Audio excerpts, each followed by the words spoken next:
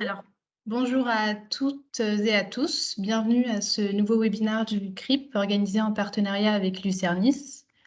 Aujourd'hui, nous allons aborder le sujet du contrôle des télécoms. Nous serons en compagnie de deux intervenants, Christophe Dorin, directeur associé chez Lucernis, et Frédéric Leblanc, directeur de production chez Sassuedo. Avant de commencer le webinaire, quelques règles pour le bon déroulement de celui-ci. N'hésitez pas à poser vos questions dans le chat tout au long de la présentation, nous y répondrons en fin de séance. Durant la totalité de l'événement, vos caméras et micros sont coupés. Par ailleurs, je vous informe que cette session est enregistrée, donc vous recevrez le replay dans quelques jours. Vous aurez également des petits sondages tout au long de la présentation. Je vous y invite à y répondre. Nous vous souhaitons une très bonne séance et je laisse la parole à nos chers intervenants.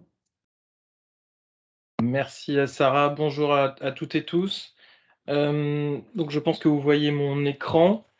Écoutez, on est ensemble pour une petite heure pour donc présenter le FinOps Telco, donc une présentation que nous avons préparée chez Lucernis, donc en collaboration avec Sassuedo, qui est donc éditeur d'une solution thème, dont Frédéric vous parlera. Et donc on va aborder plus particulièrement le pilotage responsable de la performance de l'IT sous l'angle de la gestion technique du réseau. Donc Christophe Dorin, rapidement, je me présente. Donc, je suis directeur associé chez Lucernis et j'ai en charge en particulier la BU FinOps. Et donc, j'ai travaillé en collaboration avec mes équipes au sein de Lucernis et avec Frédéric, donc de chez Sassuido, que je vais laisser se présenter. Oui, bonjour à tous, Frédéric Leblanc, donc directeur de la production chez Sassuido, éditeur de logiciels, sur lequel Lucernis s'appuie pour ses missions en fait, de FinOps Data. Tout à fait. Donc un mot rapide sur Lucernis avant de rentrer dans le vif du sujet. Donc Lucernis, pour se présenter rapidement, donc nous, on est une société de conseil IT et on est positionné sur l'amélioration de la performance de la DSI. Performance de la DSI qu'on a donc symbolisée avec les 9 composantes que vous voyez de cette toile d'araignée. Donc qui vont de la capacité à répondre au marché, à la qualité de service, en passant par la sécurité, la finance et le RSE. Donc des composantes, on est là pour aider les DSI à améliorer chacune de ces composantes dans son organisation. Et pour cela, on s'appuie sur des prestations de conseil. On va pouvoir faire des audits, des schémas directeurs et des appels d'offres. Des programmes de transformation, on va accompagner nos clients dans la mise en œuvre de recommandations ou de programmes de transformation à travers du pilotage, du management de transition, de l'assistance technique. Et enfin, de l'amélioration continue, qui est donc une des thématiques qu'on va aborder aujourd'hui sur la partie FinOps Cloud ou la partie FinOps Telco ou Telecom Expense Management. On verra dans les slides pourquoi ça change de nom chez Lucernis. Et le TBM aussi, qui est ce qu'on appelle le Technology Business Management, qui est une vision plus globale de la dépense au sein d'une DSI. Et Lucernis, donc on est à peu près une 80-90 collaborateurs pour à peu près 12 millions d'euros de chiffre d'affaires. Voilà, je ne vais pas vous embêter plus longtemps sur la présentation de Lucernis. Donc ce qu'on vous propose comme agenda, c'est de faire un petit tour du marché sur cette partie télécom, donc avec quelques focus particuliers. On a pris le prisme de certains points en particulier, on n'a pas regardé tout le marché. On va vous définir ce que l'on appelle, nous, le FinOps Telco au sein de Lucernis, à quels enjeux on répond, les principaux enjeux auxquels on veut répondre à travers cette prestation-là, et vous éclairer sur comment ça se passe en fait au sein d'une organisation, donc c'est le qui, quand, où, quoi, pourquoi, et puis aussi comment on le met en place, quelles sont les étapes par lesquelles on doit passer pour le mettre en place et avoir quelques succès. Donc sur le point marché rapidement, on va prendre le prisme de 2 visions en fait du marché, la vision de la gestion des télécoms et la vision du SD-WAN ou la vision réseau, pour prendre ces métriques-là qui sont des métriques qu'on va adresser directement au travers de cette prestation. Donc en 2022, la gestion, des réseaux des télécoms pardon, c'était à peu près 230 millions d'euros, enfin c'est 230 millions d'euros et le SD-WAN pèse 6 milliards d'euros aujourd'hui. Ce qu'on voit en s'appuyant, sur, donc vous verrez des agences qui nous ont donné, ces métriques-là, on voit que le marché de la gestion des télécoms, il va doubler dans les 10 ans à venir, passer à plus de 450 millions d'euros. Et le marché du SD-WAN, lui, va croître de plus de 700 en 10 ans pour atteindre 43 milliards d'euros. Bah, pourquoi? C'est qu'aujourd'hui, on voit que dans les entreprises, le prisme du réseau, doit s'agiliser et donc le marché du SD-WAN, le SASI aussi, dont on entend parler, permet aux entreprises de devenir plus agiles et de pouvoir délivrer plus de services, donc ça se déploie beaucoup plus et il faut pouvoir le gérer. En France, pour information, les télécoms d'entreprise, ils représentent sur toutes ces métriques-là 12 milliards d'euros en 2022. Je vous laisse faire les calculs pour regarder ce que ça peut donner dans les 10 ans à venir. Et ces chiffres-là donc viennent de différentes sources que vous voyez sur la droite du slide. Sur l'évolution des télécoms, donc du Telecom Expense Management au FinOps Telco, bon, pour la petite histoire et pour la blague, dans les années 70-80, on avait un petit peu de mal à avoir du téléphone et ça a commencé à se déployer, les télécoms. Ça a connu une vraie phase de croissance dans les années 90 à aujourd'hui, que vous avez probablement connu, que ce soit avec évidemment l'arrivée d'internet, des nouvelles technologies qui sont arrivées, l'arrivée aussi de la mobilité et des offres data. Donc on a eu de plus en plus d'usages. On a eu cette première phase de Telecom Expense Management qui était véritablement de mettre sous contrôle la dépense puisque les mobiles arrivaient de façon massive dans les entreprises. Les offres data étaient des offres chères, relativement chères, et l'accès Internet était aussi assez cher, donc on mettait ça sous contrôle pour vérifier qu'on mettait bien l'expense en fait sous contrôle. Ce qui se passe aujourd'hui, et ce qu'on appelle nous le FinOps Telco au sein de Lucernis, c'est que depuis l'avènement en fait de ces réseaux agiles et cette intégration de plus en plus de services dans nos usages, que ce soit des services avec votre smartphone, en utilisant la carte data ou le Wi-Fi, vous pouvez regarder combien vous avez fait de pas, vous pouvez regarder le solde de votre banque, vous pouvez payer, vous pouvez faire de la visio, du chat, vous pouvez le faire aussi avec votre ordinateur, avec votre tablette, et tout ça se fait derrière en fait avec une multiplication de providers qui est pas forcément visible d'utilisateurs, mais ça veut dire qu'on met en place sur ces assets informatiques des notions de communication unifiées avec du Google Workspace ou du Teams, dans le réseau des usages, que ce soit à travers du SD-WAN ou du SASE, donc des Forti, des Cato, et puis tout un tas d'opérateurs qui viennent et qui multiplient, je dirais, cette capacité à pouvoir accéder à du débit et de la ressource, donc avec des acteurs comme C1 par exemple, des Versa, des 8x8, et il y en a plein d'autres, c'était pas possible de tous les mettre dans ce slide. Donc voilà, donc ce FinOps Telco, c'est vraiment cette troisième phase d'accélération, je dirais, de ces usages-là et de cette multiplication de providers.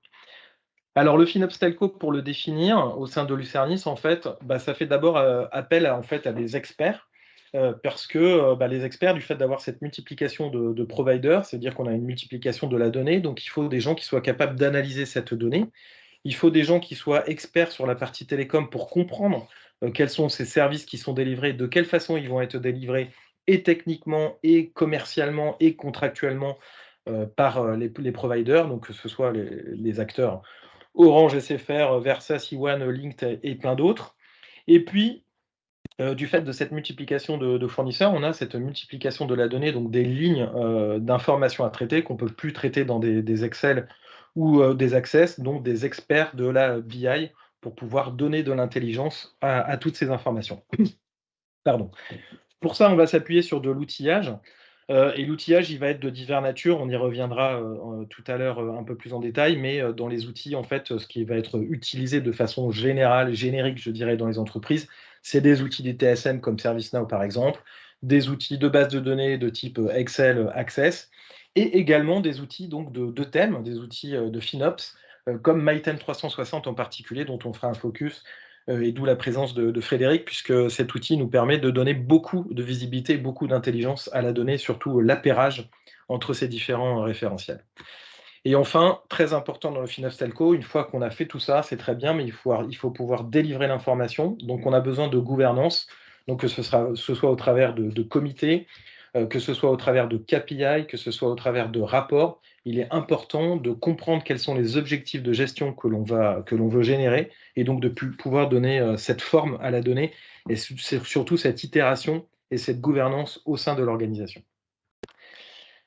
Alors les principaux enjeux auxquels on va tenter de répondre avec ce FinOps Telco, on en a parlé, on va en parler longuement, ce sont des enjeux autour de la donnée, des enjeux autour du contrôle, des enjeux autour de la gestion de ces nouveaux acteurs, de cette multiplicité d'acteurs, donc qui n'est pas forcément simple à gérer, qui est nouvelle en tout cas. Et puis un enjeu fort autour du RSE, donc de pouvoir mesurer ces impacts en fait de choix et d'usage. Au niveau du RSE, vous êtes, je pense, tous concernés par ces points-là. Le focus particulier sur les enjeux de la gestion du réseau, donc j'en ai parlé longuement, mais tout décline un petit peu de ça. On a des nouvelles infrastructures réseau, de l'agilisation qui va se passer au niveau de la téléphonie, que ce soit de la téléphonie cloud, des réseaux WAN, SD-WAN, SASI, des nouveaux matériels, de la multiplicité des fournisseurs forcément qui en découle. On découle forcément d'une hétérogénéité des référentiels, que ce soit à l'intérieur même de l'organisation du client ou au niveau des opérateurs. Donc il faut pouvoir faire dialoguer tout ça et en tirer des analyses. L'enjeu, c'est de ne pas perdre le contrôle sur la vie de réseau. Donc si on fait ce focus particulier sur le réseau, hein, de s'assurer qu'on ne se retrouve pas avec des sites qui ont gardé tout l'historique de la connectivité et de la nouvelle connectivité à venir. Donc il faut la contrôler. Il y a un point très fort sur la maîtrise des offres et des contrats opérateurs qui est de plus en plus complexe et qui est donc avec de plus en plus de providers. Donc ça veut dire plusieurs offres, plusieurs contrats. Il faut pouvoir traiter cette donnée. On a un enjeu fort sur les expertises métiers et solutions techniques puisqu'il sort des solutions, j'allais dire tous les jours, mais presque. En tout cas, il faut être capable de les lire et de les comprendre pour pouvoir faire ces appairages. Et puis, on a une notion qu'on n'avait pas forcément dans le thème aujourd'hui, qu'on a de plus en plus sur cette partie réseau, qui est la vision budgétaire, analytique, qui devient de plus en plus complexe, puisqu'il faut faire parler des fois 4, 5, 6, 7, 8 fournisseurs différents, et tout ça pour des mêmes enjeux budgétaires. Et puis, les opérateurs peuvent changer, les fournisseurs peuvent changer. Donc, il faut être très agile pour pouvoir gérer tout ça. Donc, les enjeux de la gestion de réseau, c'est bien de faire parler tous ces référentiels-là. Alors, on peut en tirer 3 composantes. Il y a une première composante qui va directement avoir attrait à l'organisation de l'opérateur ou du fournisseur. Il va falloir être en capacité de trouver des identifications dans ces référentiels-là, donc l'identification du site, la plupart du temps via des champs différents, et ça qui nous permet de pouvoir dire, chez un opérateur, je retrouve mes petits finalement. Donc ça, c'est la première étape. La deuxième étape, ça va pouvoir être de regarder dans ces référentiels, quel est le statut en fait de ces sites-là. Est-ce qu'on a, nous de notre côté, côté client, à l'intérieur de notre vie de réseau, un site qui va être ouvert, fermé, et cetera. Donc il faut pouvoir le voir. On va avoir un exercice à faire au niveau du profilage des offres côté opérateur. Est-ce qu'on est capable de faire des profils, des bouquets, ou d'appairer des spécifications techniques avec un contrat? Et tout ça donne, en fait, la plupart du temps, des retours sur investissement qui sont de l'ordre de 15 à 30 une fois que vous avez fait parler, des fichiers différents et appairer ce genre de choses.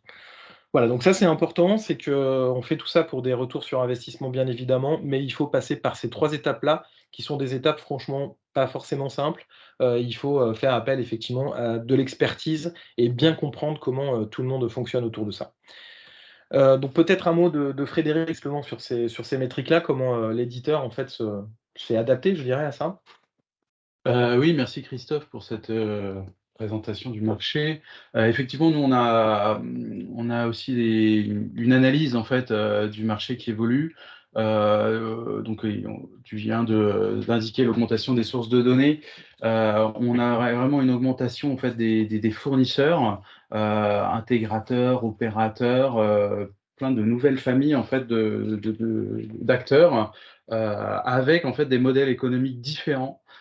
Qui oblige à intégrer cette facture et de bien intégrer en fait les unités d'œuvre, etc., pour nous permettre de faire des bons contrôles. Et puis, toutes ces machines, l'IoT entre autres, et même d'autres familles, augmentent le volume de données que nous, aujourd'hui, on intègre de plus en plus. Nous, notre mission aujourd'hui et l'évolution du marché fait que notre outil évolue beaucoup sur la gestion de parc pour l'intégration de la donnée qui peut arriver de l'ITSM, qui peut arriver d'un outil interne de l'entreprise. Et là-dedans, en fait, l'analyse du site est importante. Donc, le site est vraiment un objet.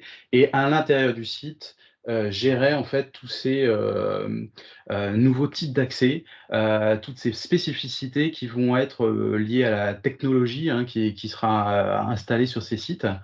Et donc, aujourd'hui, on intègre tout ça dans l'outil pour le confronter par la suite à la partie facturation. Bien sûr, donc l'outil aujourd'hui ne peut plus être tout seul dans son coin, il est autour d'un écosystème. On voit donc il y a des API nous qui sont mis à disposition par l'éditeur Saswidoo, et on s'APIse aussi, on verra, avec des acteurs forts du marché. Fort de ça, en fait, hein, on a vu que les enjeux RSE aujourd'hui et l'empreinte carbone sont au cœur de nos soucis. Et donc, fort d'avoir intégré nos équipements, on peut sortir l'empreinte carbone du numérique. Et on travaille aussi sur la partie consommation de tous ces équipements pour sortir aussi une vision de cette empreinte numérique. Voilà, aujourd'hui, c'est les choses qu'on a pu mettre en place. Très bien, merci beaucoup Frédéric. Alors, pour répondre au qui, quand, où, quand, pourquoi, quoi, qui, où, quand, pourquoi, on va voir dans les slides suivants. Donc, ce qu'on va regarder, c'est cette partie données opérateurs. On en reparlera encore avec Frédéric, effectivement, qui est vraiment le cœur du moteur, je dirais. Alors où ça se passe côté client, ça se passe dans ce qu'on met en place dans le FinOps Telco, à la fois au niveau des opérations, donc au niveau des IT, mais également au niveau achat et contrôle de gestion, qui veulent pouvoir marier, je dirais, cette partie, donc d'où cette relation FinOps, financier opérationnel, où ça se passe dans différents outils, on va en reparler, et ça va du thème au référentiel maison, en passant par les extranets fournisseurs aussi directement.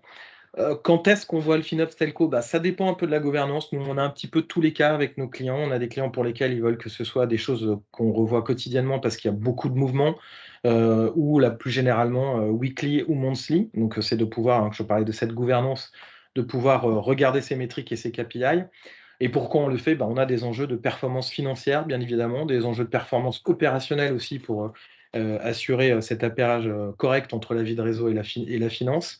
Et puis environnemental, Frédéric vient d'en parler sur l'empreinte carbone notamment.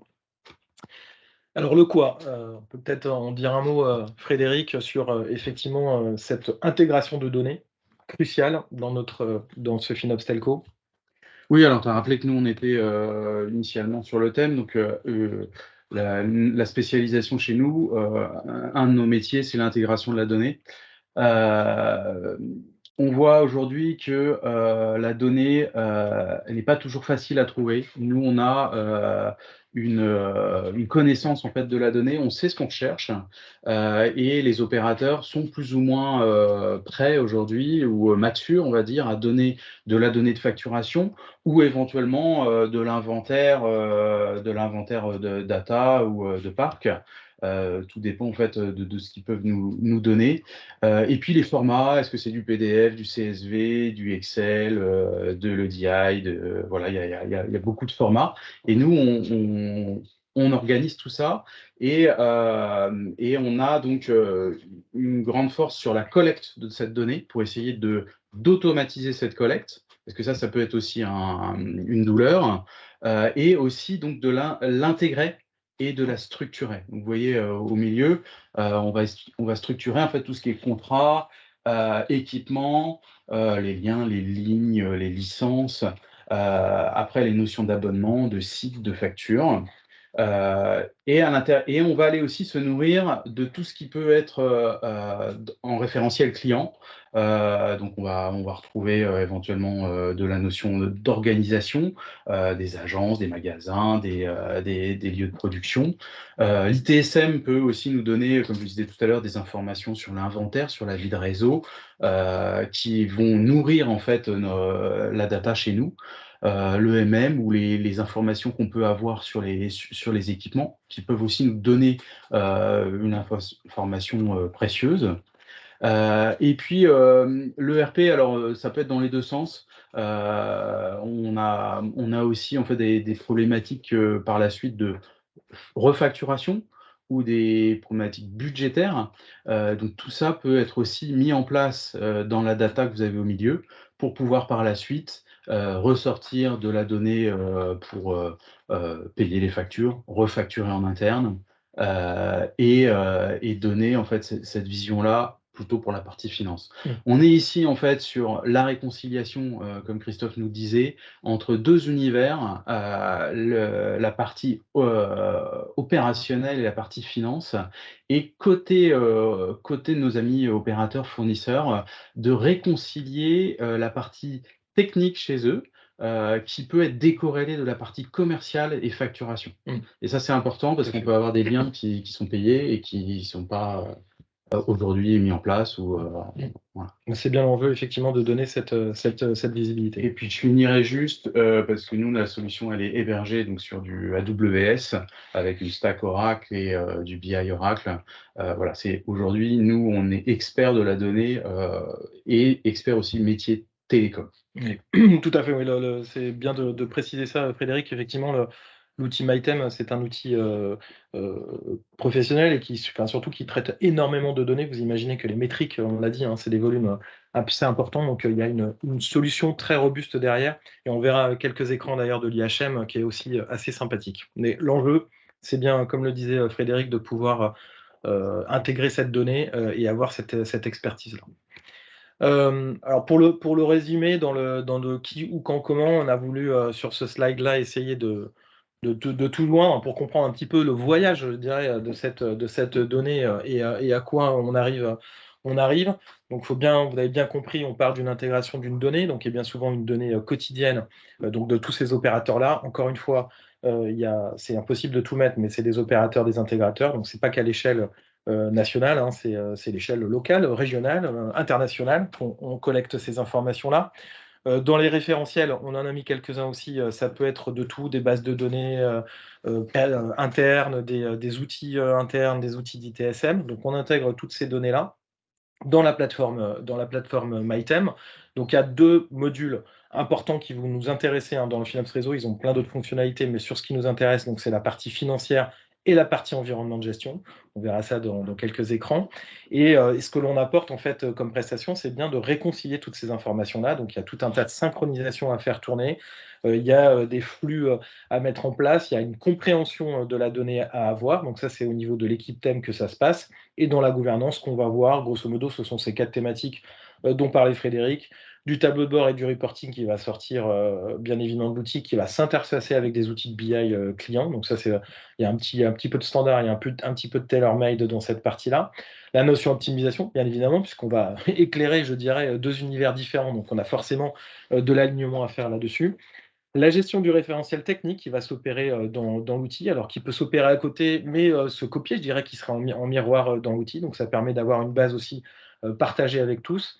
Et puis cette notion cost allocation qui va jusqu'à un export effectivement dans les ERP clients pour budgétiser ou même facturer directement. Donc voilà, donc ça c'est vraiment une vision assez générique et globale du FinOps Telco, donc qui fait appel à la donnée, de l'outillage et de la prestation, donc comme on le mettait tout à l'heure. Donc dans les outils justement, ce que vous pouvez voir ici à l'écran, dans l'outil MyTem, donc on vous a mis quelques copies d'écran et on se tient à votre disposition pour vous en montrer plus, bien évidemment. Donc on va avoir dans l'outil, dans cet IHM, un tableau de bord, la capacité à pouvoir mapper ces sites sur une map, avoir un tableau de facturation détaillé, de pouvoir rentrer dans le détail du deep dive, hein, de l'information de facture. Donc ça bouge très vite, mais encore une fois, on pourra vous le montrer. Donc on descend jusqu'à la facture. On peut regarder les détails sur une ligne.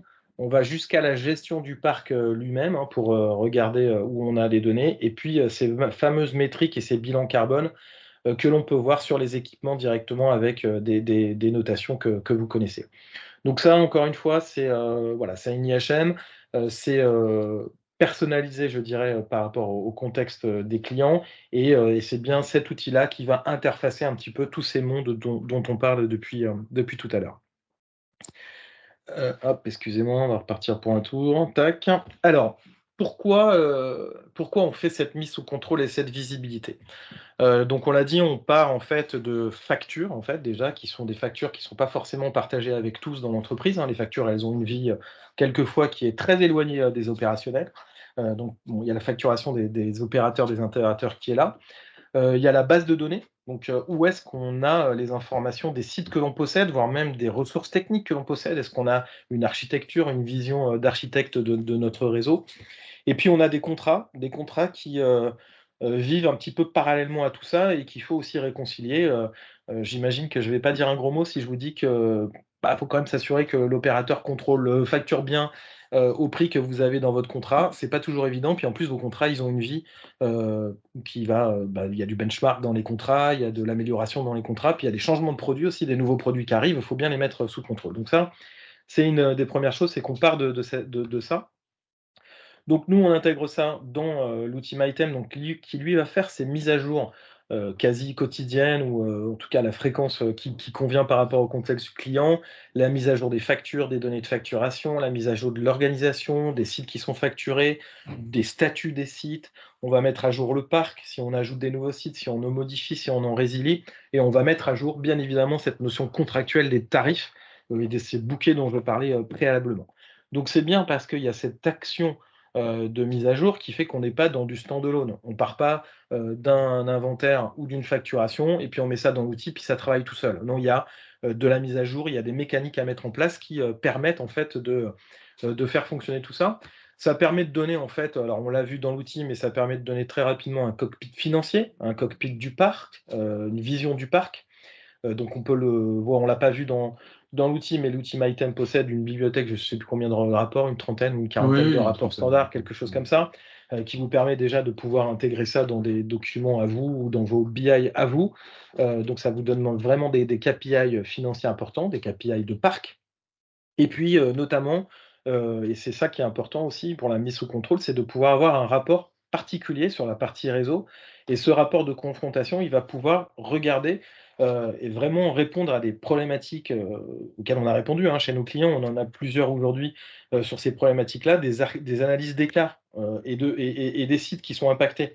Donc typiquement, est-ce que les sites que je possède sont bien tous facturés? Est-ce qu'on m'en facture pas d'autres? Est-ce qu'on n'a pas oublié de m'en facturer? Donc ça, c'est important de regarder ces écarts-là. De pouvoir faire lister, toutes les erreurs qui sont à transmettre dans un langage, en fait, que le fournisseur va comprendre. Donc le langage, ça va être de reprendre, sa sémantique, par exemple, sur les chaînes de facturation, des numéros de facture, des numéros de compte. Donc c'est vraiment important, de faciliter ce travail-là, parce qu'il y a une certaine inertie à pouvoir mesurer, la correction de ces erreurs-là. Il faut pouvoir distinguer aussi des erreurs qui vont être dues à l'opérateur et des erreurs qui vont pouvoir être dues au référentiel parce que, ben, on a souvent, hein, d'ailleurs ces questions auxquelles on doit répondre. Est-ce que c'est mon référentiel qui est pas à jour ou c'est la facture ou inversement? Donc cette itération et ce rapport qui va tourner va permettre de répondre à ces questions-là. On envoie bien évidemment des opérateurs pour, faire ces demandes de correction et puis ça permet de mettre à jour ces référentiels. Voilà, donc ce rapport de confrontation, il n'est pas unique, il va dépendre bien évidemment de votre contexte, de la façon dont vous gérez votre réseau, il faut le construire ensemble, mais là vous avez les principales thématiques, je dirais, qu'on va mettre en place dans ce rapport. Voilà, donc on va en terminer sur la partie, de la mise en place. Avant peut-être de répondre à vos questions, je n'ai pas vu si vous en aviez posé. Alors comment on met en place FinOps Telco? Parce que, vous avez parlé beaucoup de quoi ça correspondait en termes d'enjeux, qui était concerné, et les potentiels retours sur investissement pardon, qu'on pouvait avoir. Donc comment? Alors c'est vrai que c'est une adoption en fait de ce FinOps Telco qui va vraiment de la finance jusqu'aux opérations. Donc c'est pour ça qu'on parle bien d'adoption IT, achat, contrôle de gestion. Il y a plein de services qui sont concernés dans l'entreprise par ça. Donc la première chose à faire en fait, c'est de diagnostiquer un peu la situation. Parce qu'aujourd'hui, heu, je ne sais pas, vous pourrez peut-être répondre à cette question-là, c'est une des questions du sondage. Nous, dans les clients, avec qui on peut travailler, on en a assez peu, qui ont confronté la facturation à la vie de réseau. C'est des choses qui ne se font pas forcément, mais ça se fait pas parce que les gens n'ont pas envie de le faire, c'est parce qu'il faut partir de la situation initiale, donc il faut la diagnostiquer. De quoi, on dispose en fait pour pouvoir faire ça. C'est pas simple, un site, avec un lien MPLS ou un lien FTTH, Dans la vie de réseau, ça veut dire, ça se dit d'une certaine façon, dans la facturation opérateur, ça se dit d'une autre façon, donc ça se mesure pas assez facilement. Donc il faut initialiser, les choses, savoir de quoi on part en termes d'informations, de données, qu'est-ce que vous avez comme référentiel, que ce soit des référentiels techniques, des référentiels de sites, vos contrats, comment ils sont, fabriqués, comment se passe la facturation. Donc, Frédéric en parlait, facturation des opérateurs aujourd'hui, elle est même pas alignée en fonction de l'opérateur que vous avez, elle va être sous des formats différents et des informations qui sont différentes, donc il faut réconcilier ça. Et puis ensuite, il faut confronter dans cette première opération, avant de rentrer dans de l'outillage bille en tête, il faut diagnostiquer la situation et regarder de quoi on parle comme écart. Voilà. Et c'est ça qui va permettre ensuite de pouvoir passer aux étapes suivantes, donc de pouvoir regarder en termes de RACI, une fois qu'on a pu mesurer, je dirais, ces premiers écarts, où se situent en fait les informations qu'il va falloir aller chercher. On va mettre le process dans le process actuel, regarder comment ça se fonctionne, et dans la préconisation, comment on va adapter les choses. Puisqu'en fait, si on commande un site, par exemple, je vais prendre cet exemple-là pour peut-être comment dire, éclairer cette partie-là. Quand la vie de réseau va commander un site, bah, peut-être qu'il va falloir se poser tout de suite la question de savoir, mais comment je vais identifier ce site dans la facturation de mon opérateur. Donc, est-ce que je peux mettre une clé? Est-ce que je peux créer quelque chose? Dans le cloud, par exemple, on parle de tag. Bah, est-ce qu'on ne peut pas faire un peu la même chose dans la partie réseau, dans la partie télécom? Donc, pouvoir faciliter l'identification de son site dans la facturation de l'opérateur. Et ça, c'est des process qu'il faut regarder, c'est des RACI qu'il faut faire au sein du client, au sein de l'organisation. Une fois qu'on en a fait ça, ben, on va pouvoir déployer et intégrer donc tout ce dont on parlait avec Frédéric, que ce soit cette automatisation des collectes. Et pour ça, donc c'est pour ça qu'on est, on s'appuie sur SaaSWidoo, on est content de s'appuyer sur SaaSWidoo et MyTem, parce qu'il y a vraiment effectivement un historique de traitement de la donnée et des chaînes d'automatisation de ces collectes, qui est quand même extrêmement importante, parce que vous pouvez avoir plusieurs opérateurs qui ne vont pas vous facturer tous au même moment, donc il faut être capable d'intégrer ça en permanence en fait, donc c'est vraiment des bases de données importantes. On va mettre ensuite des ateliers en place pour regarder avec les acteurs qui sont concernés, comment on va traiter les informations, comment on va récupérer les 3 informations dont je vous parlais en début de webinaire, que ce soit au niveau du site, dans la facturation opérateur, le statut du site dans vos référentiels, et comment on construit cette visibilité du coût et des solutions techniques qui doivent être en place, donc réconcilier la vision technique avec la vision facturation.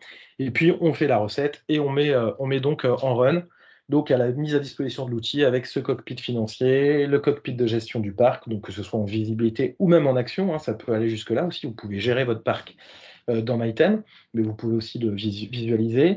Des reporting bien évidemment. Alors, chose importante, la partie gouvernance, hein, que ce soit à travers des comités et ces tableaux de bord, on a effectivement, nous, des experts qui sont là pour vous éclairer aussi sur certaines dérives qu'il peut y avoir, certaines modifications.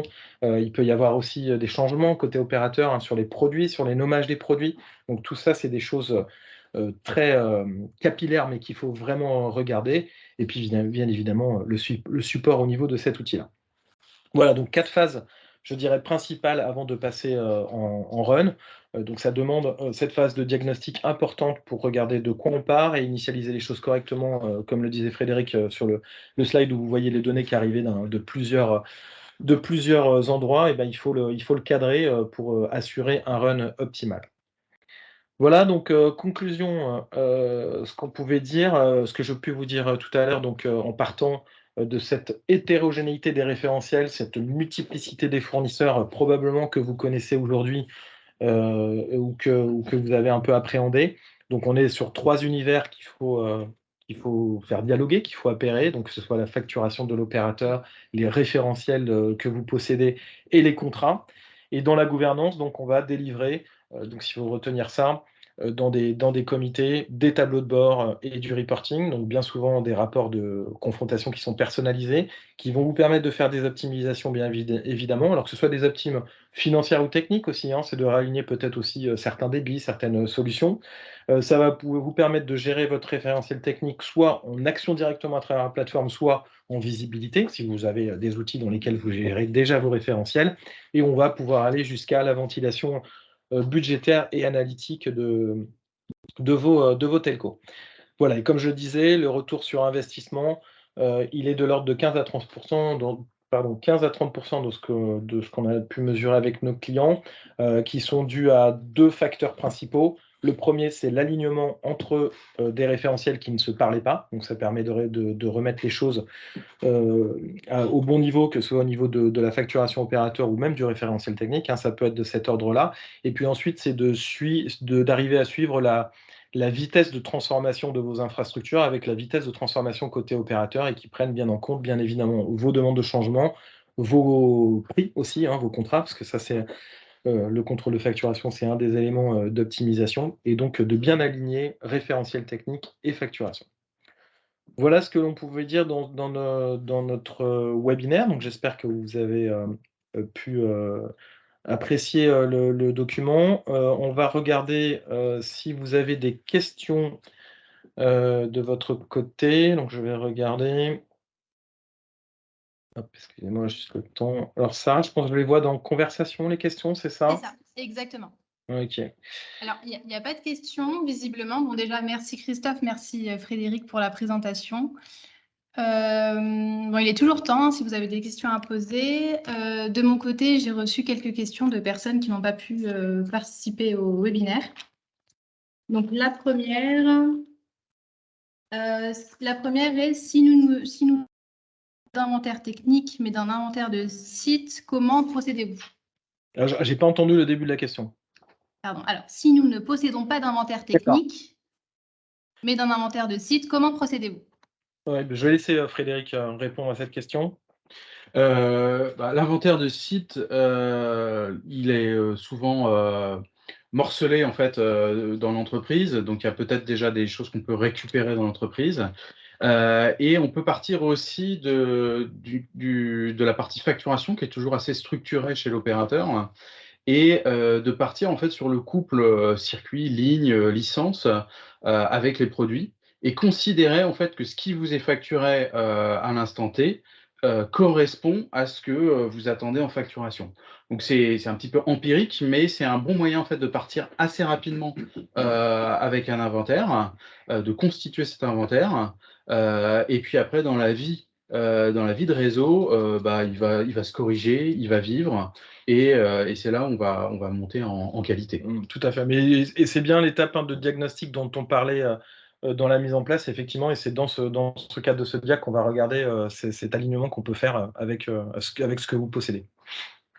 Après, il est vrai que les opérateurs et les fournisseurs, en fonction de la maturité, ils vont vous donner un PDF où il y aura peut-être peu d'infos, et d'autres opérateurs où vous aurez des informations beaucoup plus structurées avec le point A, le point B, des informations sur ce qui a été vendu, le débit. Voilà, on a quand même beaucoup de choses qui... voilà. Alors, donc, on voit une question, taille d'entreprise mini pour déployer une solution Myten 360. Bon, il n'y a pas forcément, c'est pas une notion de taille d'entreprise. En fait, ce qui est important, encore une fois, c'est il faut répondre à la question quels sont les objectifs de gestion que vous voulez, que vous avez.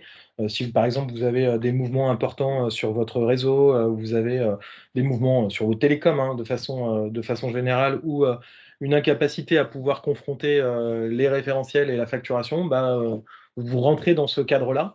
Mais encore une fois, on a des étapes de diagnostic amont qui permettent de regarder cette partie-là. Donc, pour répondre à la question de taille d'entreprise, il n'y a pas vraiment de taille d'entreprise minimale. Il faut avoir des objectifs de gestion qui répondent à ces questions-là de mouvement, ce genre de choses. Merci. Merci.